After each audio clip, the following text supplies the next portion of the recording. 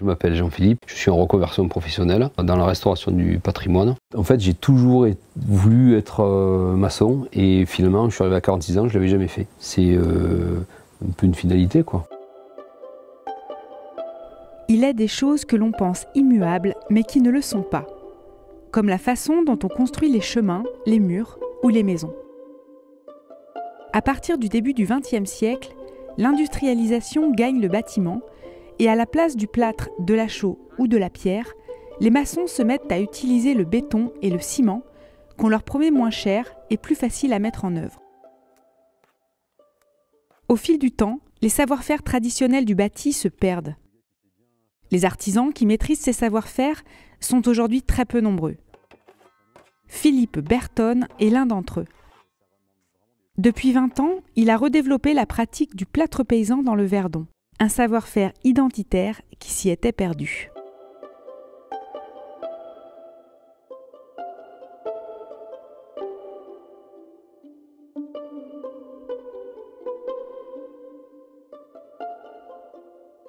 J'en suis un jour arrivé à me demander pourquoi on avait des enduits roses sur les façades, ici.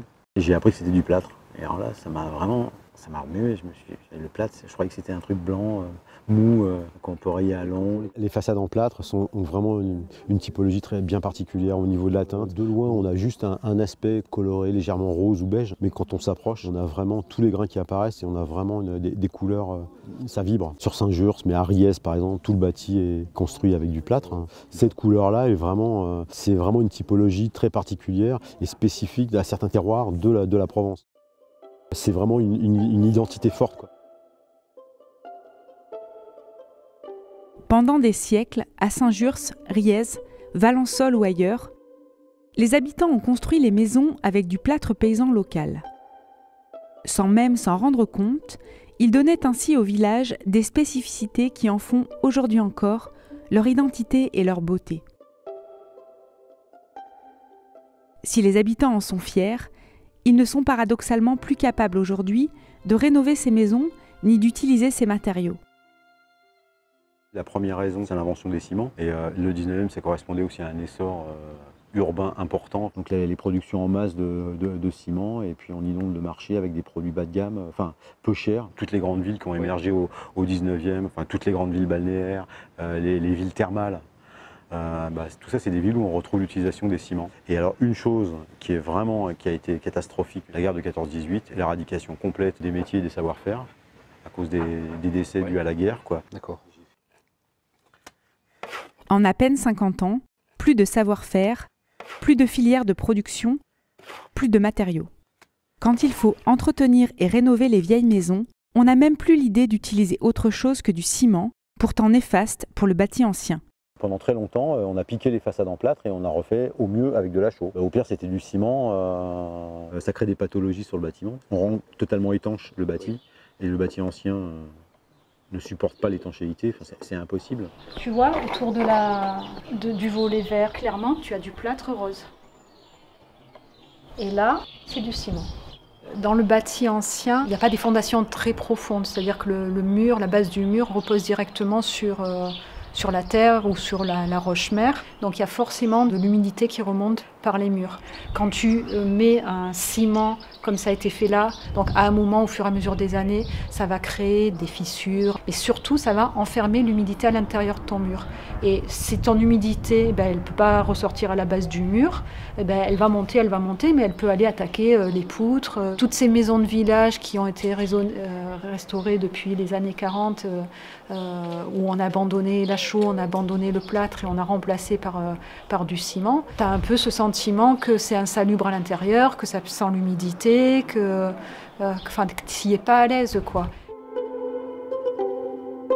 Là, sur ce mur, on va utiliser un plâtre paysan qui a été fabriqué à Saint-Jurs et on a du plâtre en ourdage. Tous les grains qu'il y a dedans, c'est quelque chose qui était dans le gypse au départ. Une fois après cuisson, c'est broyé grossièrement. Parce qu'on a du plâtre en poudre et puis du plâtre en grain. D'accord. Et ce qui fait qu'à l'assemblage, on a une adhésion parfaite. Ce plâtre rose, quand il est bien gâché, il est d'une dureté, mais dans les plâtres communs qu'on achète en négoce de matériaux, il n'y en a aucun qui peut passer. Enfin, c'est utilisé comme un mortier, entre guillemets. Parce qu'il a un grain assez gros pour pouvoir le faire. Parce qu'il a du grain assez gros pour pouvoir le faire, et surtout il est issu d'une cuisson artisanale, Oui. qui est différente d'une cuisson industrielle et qui lui donne aussi de la résistance. Donc on a mis tout le bois, on a posé des blocs de gypse par-dessus.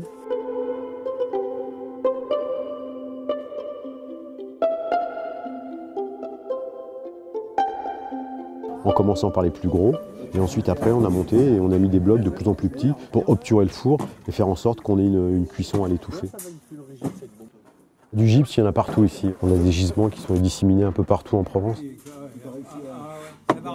Donc Saint-Jurs, c'est un petit village qui est situé au bout du plateau de Valençol, où on trouve des nappes de gypse datant du Trias. Les gens extrayaient, y cuisaient et y battaient ou y broyaient après leur plâtre cuit. C'était au départ pour une utilisation locale, qui s'est éteinte après justement par l'amélioration du réseau routier et donc la venue de tous les plâtres industriels. Le plâtre, c'était quelque chose qui était complètement disparu dans la mémoire du village, puisque même le surnom n'avait plus de sens pour les gens.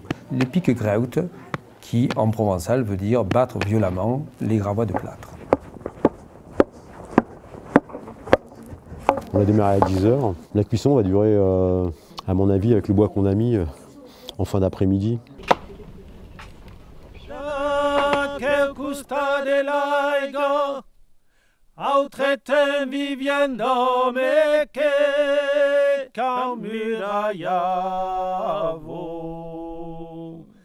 Sa bien cum a fau mesclar l'aire locas e renque de sei sulla man din la relago basticien humilament de peiramede.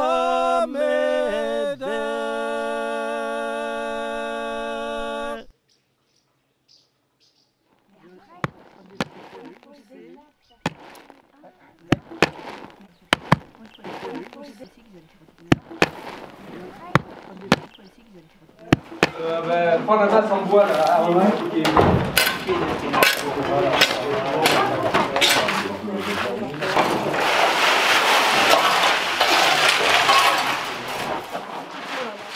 Ça, c'est la truelle à enduire.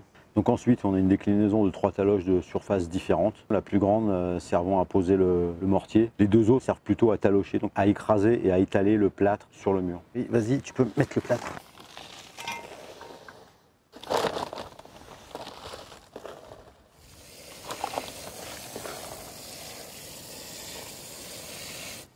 Tiens.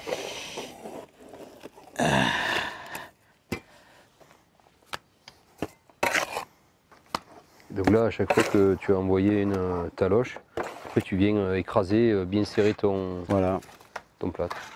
Sachant que quand on veut faire un enduit comme ça, l'idéal, c'est de le faire en une fois, en une passe. Sachant qu'on peut dresser des grosses épaisseurs. Quand on va l'appliquer, le grain est noyé dans l'enduit, on ne le voit pas. Par contre, si on veut le faire apparaître, il suffit de nettoyer, de brosser, etc. On obtiendra le grain contenu dans l'enduit. Ce sont des grains de gypse.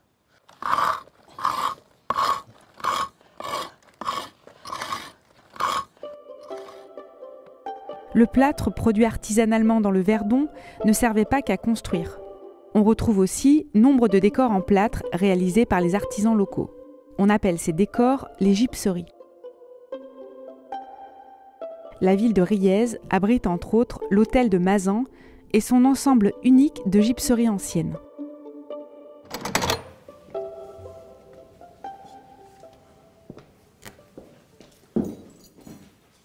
C'est une demeure qui est restée quasiment intacte dans son état du XVIe siècle. On a une date qui est inscrite dans l'hôtel particulier, une gravure, 1523, donc sans doute la date d'achèvement du programme décoratif de l'escalier. Alors c'est l'avantage et l'inconvénient de Riez, c'est qu'on est un petit peu loin des grands circuits commerciaux.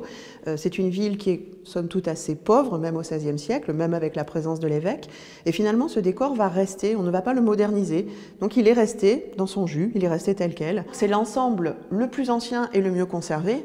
Dans le département, ça c'est certain, voire au niveau régional aussi. Le côté un peu exceptionnel aussi du territoire et de l'emploi de ce plâtre, de ce gypse ici, c'est qu'on a de la documentation, on a non seulement les lieux d'extraction, on a les lieux de four à Saint-Just, et on a les archives qui viennent nous prouver que c'est bien le plâtre de Saint-Just qui était amené à Riez. Mais oui, puis c'est vrai qu'on l'utilise dans toutes ses formes finalement, puisqu'on a des chapiteaux, des arcatures, des arêtes, des clés pendantes, les colonnes, les revêtements, tout est en plâtre.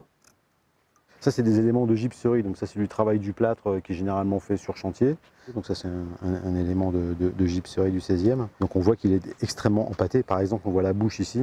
La bouche n'est plus apparente. Le plâtre originel, c'est celui-là. C'est celui-là, voilà, c'est les parties noires sombres. Quand on intervient sur un décor, il faut absolument le dégager. L'idéal, c'est de retourner soit à un état de peinture, qui peut être l'état d'origine, soit on dégage complètement le plâtre et on retourne au plâtre d'origine et on remet une peinture. D'accord. Le dégagement, généralement, ça se fait avec vraiment des tout petits outils.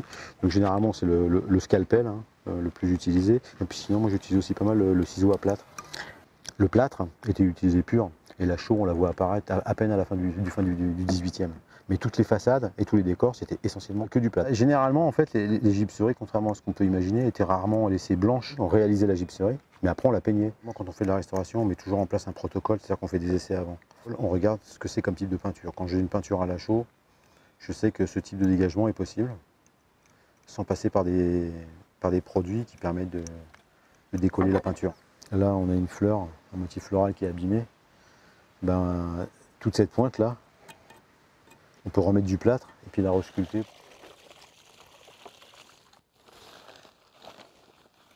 Il existe aujourd'hui toute une gamme de plâtres en poudre préformulée, fabriqués pour la restauration du bâti ancien, pour le décor, les façades ou les enduits intérieurs. Faciles à l'emploi, ils sont malaxables, projetables si nécessaire, et peuvent être utilisés en monocouche.